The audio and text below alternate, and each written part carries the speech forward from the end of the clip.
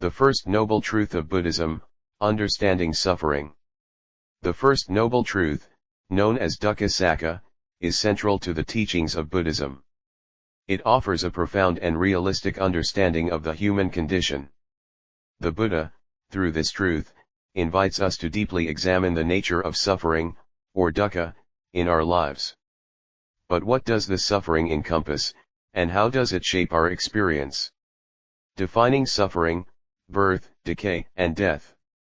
The Buddha begins by identifying some of the most fundamental aspects of life as sources of suffering, birth, decay, and death.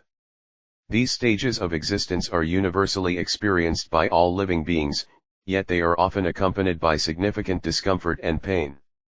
Birth is not just the physical act but also the process of coming into existence, which brings with it vulnerability and dependency.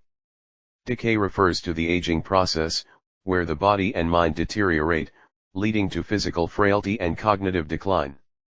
Death marks the inevitable end of life, often feared and associated with sorrow and loss.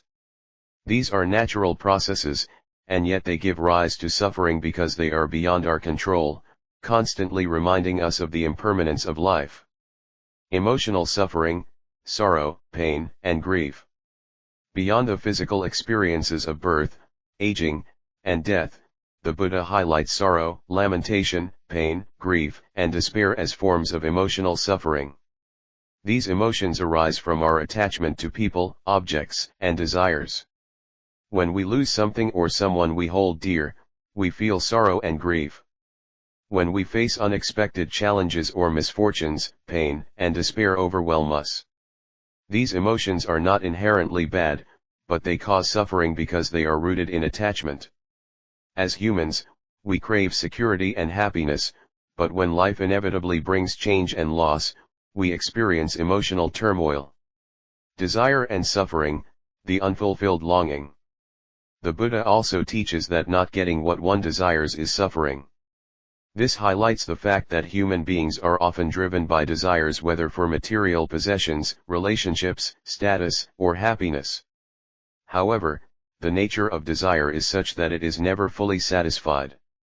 Even when we achieve what we want, new desires arise, perpetuating a cycle of dissatisfaction.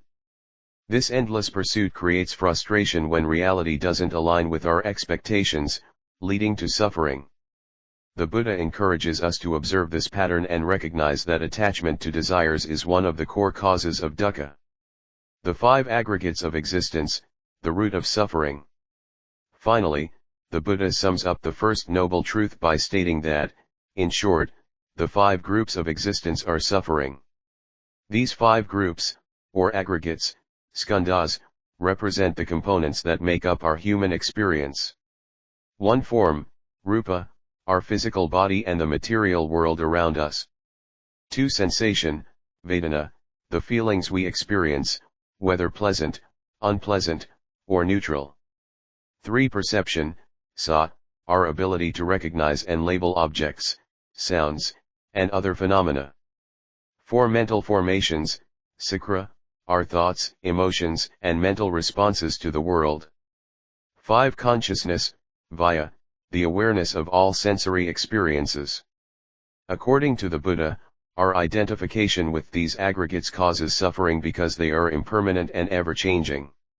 We mistakenly believe these elements define who we are, but when they shift or break down, we experience dukkha.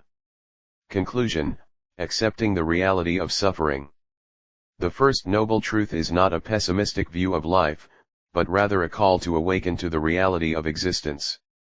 By recognizing that suffering is an inherent part of life, the Buddha encourages us to adopt a compassionate and mindful approach to our experience. Only by fully understanding the nature of suffering can we begin the journey towards its cessation, as taught in the subsequent noble truths. In this teaching, the Buddha provides a roadmap for confronting and ultimately overcoming suffering. Through wisdom, mindfulness, and the practice of non-attachment, we can learn to navigate the inevitable challenges of life with greater ease and understanding.